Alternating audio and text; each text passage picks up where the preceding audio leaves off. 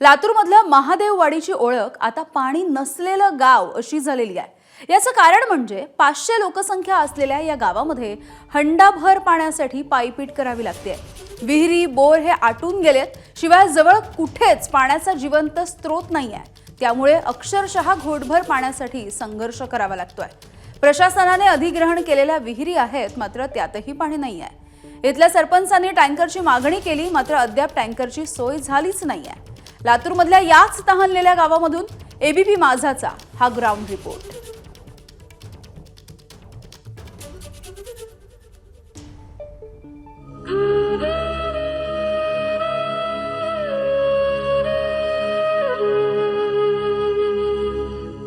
रस्ता बघा, या रस्त्यानं नित्य नियमाने येणे आणि दिवसभर पाण्यासाठी धावपळ करणे हे ठरलेलं आहे।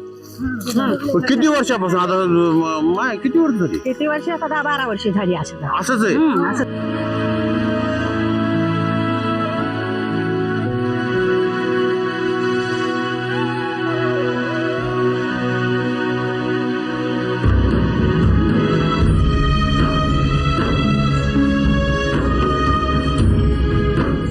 एक खांदा, एक घागर, एक खांदा, एखादं लिकरू घ्यायचं सगळं। किती चक्रा करतो असं? 4-5 केलं तर वांगुळ पाणी, प्यायचं पाणी, प्यायचं बी तीच, सांडपाणी, सांडपाणी तीच, सगळं तेच। हा तेच सगळं। कसं करायचं?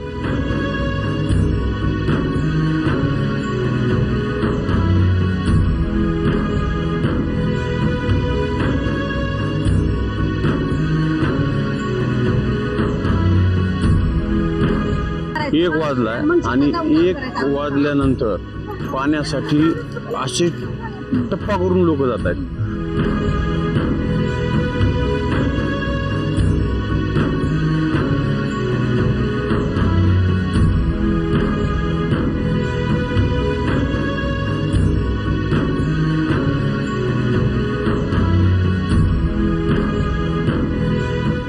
हे पाणी आणताना ऊन लागून आजारी पडायचं। आजारी पडेल की, पाण्यातच झालं दिवस, त्याच्यातच आजारी पडले की दवाखान्यात जायचं असं आहे। एवढं पाण्याचं गेल्यावर लय चांगलं होणार आहे।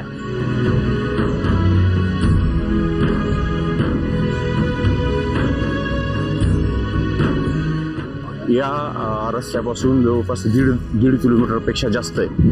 आम्ही त्यांच्याबरोबर चलत येतोय आणि असा सगळा प्रवास करत हे सर्व लोक पाण्यासाठी जातात आणि दररोजचं आहे, हे नित्य नियमाचं आहे।